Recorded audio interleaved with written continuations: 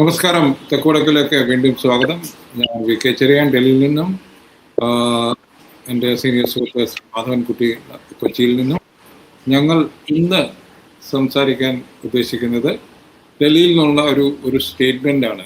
അതായത് communist party of India Marxist നടത്തിയ ഒരു സ്റ്റേറ്റ്മെൻറ്റ്. കേരളത്തിൽ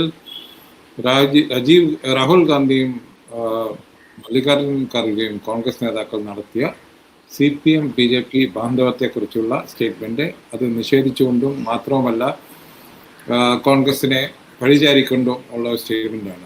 സാർ, ഇത് എന്താണ് കാണിക്കുന്നത്? ഇന്ത്യ ബ്ലോക്കിൽ നിന്നും CPM തികച്ചും അപ്രത്യക്ഷമായോ? ബിക്കോസ് നമുക്കറിയാം, ബംഗാളിൽ ഈ പ്രാവശ്യം കോൺഗ്രസുമായിട്ട് CPM-ന് സഖ്യമില്ല. നമ്മള് മലയാളത്തിൽ ഒരു ചൊല്ലുണ്ട്,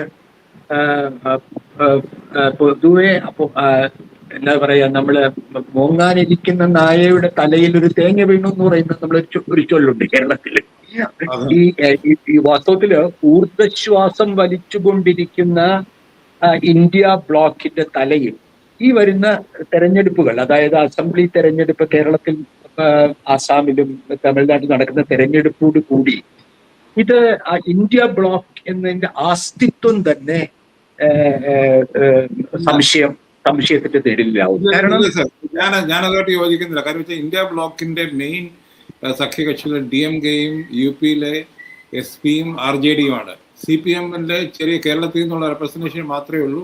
ബാക്കി CPM ആണ് കോൺഗ്രസിന്റെ സപ്പോർട്ടോടുകൂടി ഒരു MP-യെ രാജസ്ഥാനിൽ നിന്ന് കൊണ്ടുവന്നത്. അപ്പൊ അതുകൊണ്ട് ഇന്ത്യ ബ്ലോക്കിന്റെ എന്ന് പറയാൻ അതിൽ ഞാൻ വിയോജിക്കുന്നു എന്ന് പറയുന്നത്. ശരിയാണ് ചെറിയാൻ. അതെ, ഞാൻ CPM പിണങ്ങുന്നതിലൂടെ ഇന്ത്യ ബ്ലോക്ക് ഇല്ലാതാവുമെന്ന് ഞാൻ വിചാരിക്കുന്നില്ല.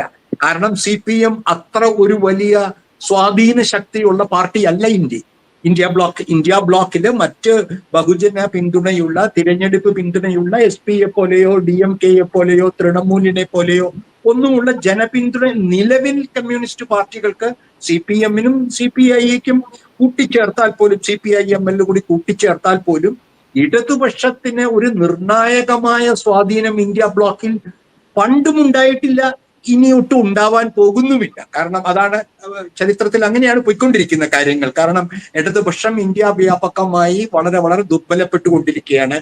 അപ്പൊ ഞാൻ ആ ഉദ്ദേശത്തിലല്ല ചെറിയാൻ പറഞ്ഞത്, അത്തരത്തിലല്ല. പൊതുവെ നമ്മൾ പറയില്ലേ, ഈ 2024 ലോക്സഭാ തെരഞ്ഞെടുപ്പിന് വേണ്ടി ഉണ്ടാക്കിയ ഒരു സംവിധാനം, അതിനെ എന്ത് വിളിക്കണമെന്നുള്ള കാര്യത്തെ പറ്റി പോലും പലതരം അഭിപ്രായങ്ങളുണ്ടായിരുന്നു. മുന്നണി എന്ന് വിളിക്കണമോ, ബ്ലോക്ക് എന്ന് വിളിക്കണമോ?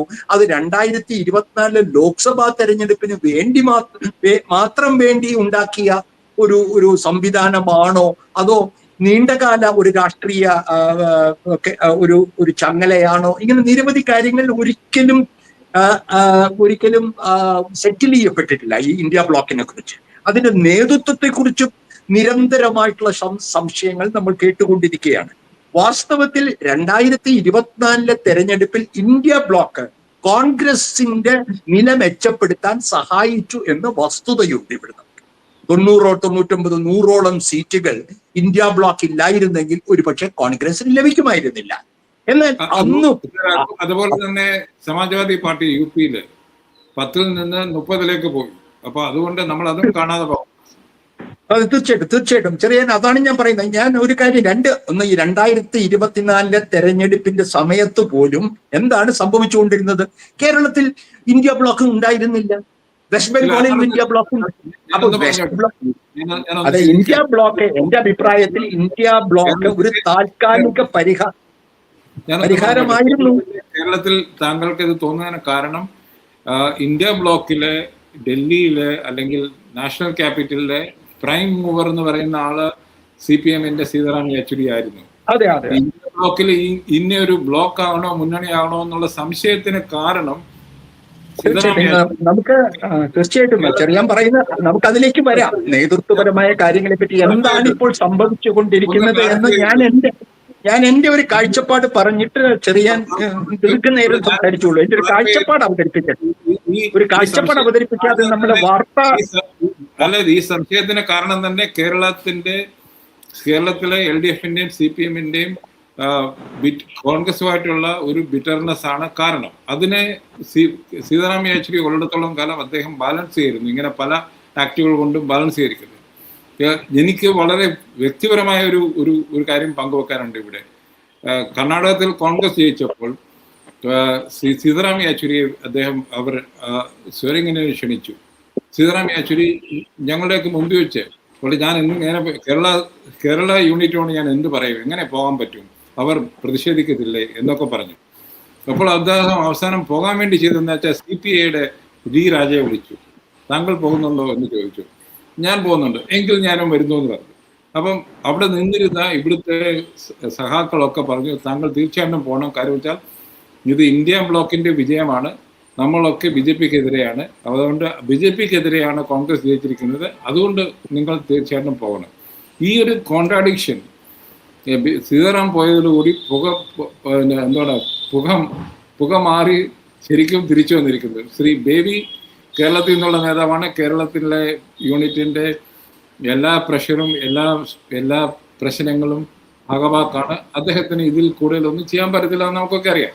അപ്പൊ ഞാൻ അതാണ് പറയുന്നത്, അതായത് വിർച്വലി ഇന്ന് CPM ഇന്ത്യ ബ്ലോക്കിൽ നിന്നും ഇന്ത്യ ബ്ലോക്കിൽ ഞാൻ താങ്കൾ പറയുന്ന പോലെ സഖാവ് യെച്ചൂരിയുടെ വേർപാട് ഇന്ത്യ ബ്ലോക്കിന്റെ ഒരു വലിയ നഷ്ടമാണ്. അതിനെ ഒട്ടിച്ചു വച്ചിരുന്ന ഒരു പശ ഇല്ലാതായിരിക്കും, ദ ഗ്ലൂ വിച്ച് ഉണ്ടായിരുന്നു. ഇത് നമുക്ക് ഇത് പൊതുവെ CPM രാഷ്ട്രീയത്തെയും CPMന്റെ ആഭ്യന്തര രാഷ്ട്രീയത്തെയും പിന്നെ നെഹ്റു കുടുംബത്തിന്റെ അല്ലെങ്കിൽ സോണിയാഗാന്ധിയും രാഹുൽ ഗാന്ധിക്കും സഖാവ് യെച്ചൂരിയും ഉണ്ടായിരുന്ന പ്രത്യേക ബന്ധത്തെക്കുറിച്ചുമൊക്കെ അറിയുന്നവർക്ക് അറിയാം. അതൊരു പ്രധാന കാരണമായിരുന്നു.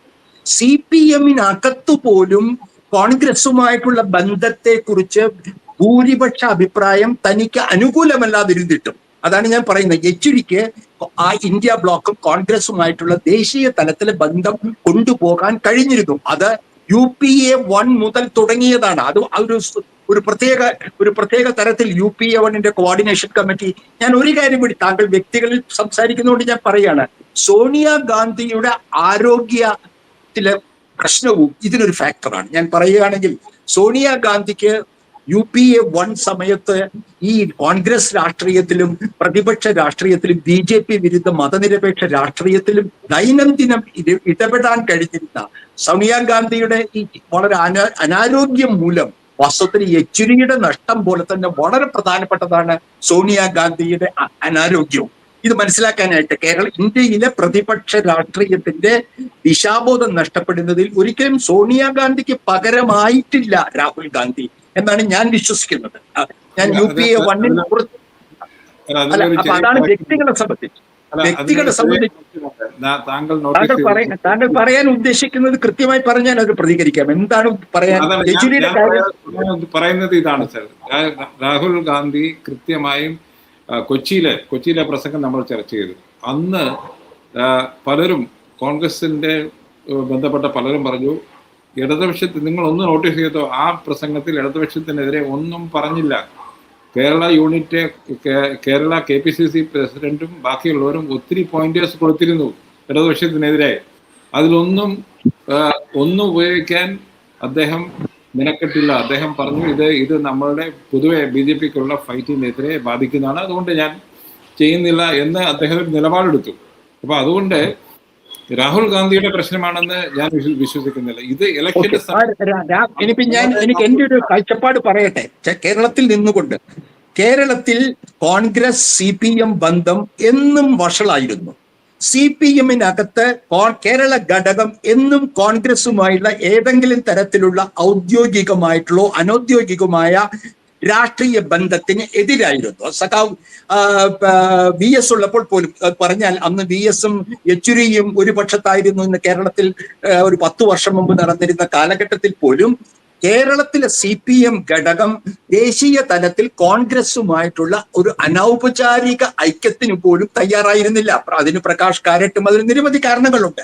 പക്ഷെ ഹൈദരാബാദ് പാർട്ടി കോൺഗ്രസിൽ വെച്ച് അവിടെ യെച്ചൂരി തിരഞ്ഞെടുക്കപ്പെടുമ്പോൾ കോൺഗ്രസുമായി ഇന്ത്യ ഒരു അനൗദ്യോഗികമായ തെരഞ്ഞെടുപ്പ് ധാരണകൾ സംസ്ഥാന തലത്തിൽ ഉണ്ടാക്കാമെന്ന് CPIM തീരുമാനിക്കുന്നു. അത് വലിയ ഒരു ഉൾപാർട്ടി സമരത്തിന്റെ അവസാനമാണ് യെച്ചൂരി വീണ്ടും തെരഞ്ഞെടുക്കപ്പെടുകയും അതിൽ കേരളത്തിൽ സംസ്ഥാന ഘടകം അവസാനം വരെ അത്തരത്തിലുള്ള നിലപാടിന് പോലും എതിരായിരുന്നു. അതായത് സംസ്ഥാന തലത്തിൽ സീറ്റ് അഡ്ജസ്റ്റ്മെന്റിന് കോൺഗ്രസുമായി തയ്യാറാവണമെന്ന ദേശീയ ലൈൻ കരുപ്പിടിപ്പിക്കുമ്പോൾ പോലും ശക്തമായ എതിർപ്പ് കേരളത്തിലെ CPM പ്രകടിപ്പിച്ചുകൊണ്ടിരുന്നു.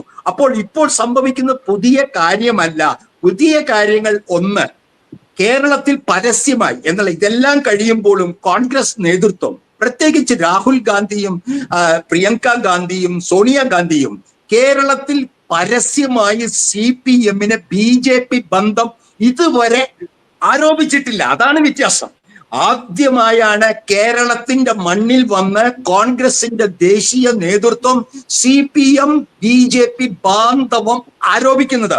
ഒരു ഘട്ടത്തിൽ ഈ അടുത്ത വരെ എന്തിന് പ്രിയങ്ക ഗാന്ധിയുടെ വയനാട് മത്സരത്തിൽ പോലും CPM-നെ ഇത്തരത്തിൽ നേരിട്ട് രാഷ്ട്രീയമായി പ്രിയങ്കയോ കോൺഗ്രസ് നേതാക്കളോ ആക്രമിച്ചിട്ടില്ല. അതിനു മുമ്പ് രാഹുൽ ഗാന്ധിയുടെ ക്യാമ്പയിൻ ഉണ്ടായിട്ടില്ല. പലപ്പോഴും സംസ്ഥാന കോൺഗ്രസ് നേതാക്കൾ എഴുതി കൊടുത്ത രൂക്ഷമായ CPM വിമർശനം മാറ്റിവെച്ചുകൊണ്ടാണ് രാഹുൽ ഗാന്ധി എന്ന നേതാവ് കേരളത്തിൽ പ്രകടിപ്പിച്ചത്. ഇത് കേരളത്തിലെ ജനങ്ങൾക്കും മാധ്യമ പ്രവർത്തകർക്കും അറിയുന്ന കാര്യമാണ്. അപ്പോൾ ഇന്നലെ കോഴിക്കോട് സംഭവിച്ചിരിക്കുന്നത് രാഹുൽ ഗാന്ധിയും ഖാർഗെയും ഒരുമിച്ച് കേരളത്തിലെ പ്രതിപക്ഷം കോൺഗ്രസ് ആരോപിക്കുന്ന, എന്നാൽ ഇതുവരെയായും നമുക്ക് അതിന് സ്ഥാപിക്കുന്നതിന് തെളിവുകളില്ലാത്ത കോൺഗ്രസ് LDF അല്ലെങ്കിൽ CPM BJP ഡീൽ എന്നും കേരളത്തിലെ മാധ്യമങ്ങൾ ഉപയോഗിക്കുന്ന ഡീൽ ഇടപാട്, അത് രാഹുൽ ഗാന്ധിയുടെ വായിൽ നിന്ന് തന്നെ വന്നതോടുകൂടി ഖാർഗെ നമ്മുടെ ഇന്ത്യ ബ്ലോക്കിന്റെ ചെയർമാനാണ്. താങ്കൾ മറന്നിട്ടില്ലെങ്കിൽ ഇപ്പോൾ ഇന്ത്യ ബ്ലോക്കിന്റെ നേതാവ് ഖാർഗെയാണ്. അപ്പൊ അദ്ദേഹം ഇന്ത്യ ബ്ലോക്കിന്റെ നേതാവ് പറയുകയാണ്, ഇത് ഇന്ത്യ ബ്ലോക്കിന്റെ അവസാനമാണ് ഇടതുപക്ഷത്തെ സംബന്ധിച്ചിടത്തോളം. ഞാൻ പറയാനുള്ളത് കൃത്യമായി അധികം വളച്ചു കെട്ടില്ല, അത് പ്രേക്ഷകർക്ക് കേൾക്കാം. താങ്കളെ സംബന്ധിച്ചുള്ള എന്താണ് ഇതിന് കാരണം എന്ന് തോന്നുന്നു? ഇതിന്റെ കാരണം കേരളത്തിന്റെ തെരഞ്ഞെടുപ്പിൽ കോൺഗ്രസിന് ജയിക്കാതെ പറ്റില്ല. ഒരു വിട്ടുവീഴ്ചയും സാധ്യമല്ല. ഈ നടക്കുന്ന അസംബ്ലി തെരഞ്ഞെടുപ്പിൽ ആസാമിൽ കോൺഗ്രസിന് ജയിക്കുന്നത് വളരെ വിഷമകരമാണ്. അത് പ്രത്യേക പരിസ്ഥിതി. കോൺഗ്രസിന് കേരളത്തിൽ ജയിച്ചില്ലെങ്കിൽ അത് അവശേഷിക്കുന്നത് തെലങ്കാനയും ഹിമാചൽ പ്രദേശും കർണാടകയുമായും ചുരുങ്ങും. ഇത് നിർണായകമാണ്. കോൺഗ്രസിന് സംഘടനാപരമായി ഇപ്പോഴും കെട്ടുറപ്പുള്ള ഏക സംസ്ഥാനം കേരളമാണ്. ഒരു രാഷ്ട്രീയവും അപ്പൊ അതുകൊണ്ട് കോൺഗ്രസിന് UDF-ന് കേരളത്തിൽ ജയിക്കുക എന്നുള്ളത് വളരെ പ്രധാനമാണ്. അതിനുവേണ്ടി കോൺഗ്രസ് ദേശീയ നേതൃത്വം ഇത് പറയാൻ അനുവദിക്കണം. പറഞ്ഞു കഴിഞ്ഞിട്ട് താങ്കൾ പറയൂ, അതല്ല എന്റെ ഒരു മര്യാദ. അപ്പൊ അതിന്റെ ബഹിസ്ഫുടനമാണ് ഇന്നലെ കോഴിക്കോട് കണ്ടത്. അത് ദൂരവ്യാപകമായ ഫലങ്ങൾ ഉണ്ടാക്കും. CPM-ഉം കോൺഗ്രസുമായി അവശേഷിക്കുന്ന ബന്ധങ്ങൾ കൂടി ഇല്ലാതാക്കും. സമ്മതിച്ചു. പക്ഷെ ഈ ബന്ധത്തിന് എന്തെങ്കിലും വസ്തുതയുണ്ടോ താങ്കളുടെ അഭിപ്രായത്തിൽ? അതെ, വസ്തുതയുണ്ടോ എന്ന് പറഞ്ഞാൽ നിരവധി കാര്യങ്ങൾ പരിശോധിക്കണം. പെട്ടെന്നുണ്ടോ എന്ന് പറഞ്ഞാൽ, ഒന്ന്, ഈ പാർട്ടിയുടെ നയപരിപാടികളിൽ ഉണ്ടായിട്ടുള്ള വ്യത്യാസം ഉണ്ടോ എന്ന് ചോദിച്ചാൽ ഇല്ല. പാർട്ടിയുടെ ഡോക്യുമെന്റുകളിലും രേഖകളിലും മുഖ്യ ശത്രു ഇപ്പോഴും അവർക്ക് RSS BJP തന്നെയാണ് രേഖകളിൽ. എന്നാൽ കേരളത്തിലെ LDF സർക്കാരിന്റെ, പ്രത്യേകിച്ച് രണ്ടാം പിണറായി സർക്കാരിന്റെ പ്രവർത്തനത്തിൽ മോഡി സർക്കാരുമായിട്ടുള്ള വിട്ടുവീഴ്ചകളുടെ നിരവധി ഉദാഹരണങ്ങൾ കേരളത്തിലെ ജനങ്ങൾ കണ്ടു. അത് തെളിവുകളാണെന്നല്ല, അത് വളരെ പ്രധാനമാണ്. പ്രത്യേകിച്ച് പോലീസിന്റെ വിഷയത്തിൽ അതിന്റെ നടപടികളിൽ. I am worried that as a Keralite and ദേശീയ politics understand. So what is your question? എന്റെ വറിയാണ് എന്റെ question. What is your worry? CPM ഇതോടുകൂടി ദേശീയ പൊളിറ്റിക്സിൽ isolate ചെയ്യപ്പെടുമോ? Okay, that's okay. What is your worry about the present elections? There is an allegation. I'm not bothered. There is an allegation. We're discussing these two issues. Or you want me to tell that they are Congress and ദേശീയമായി isolate ചെയ്യപ്പെടുമോ ഈ സ്റ്റേറ്റ്മെന്റും?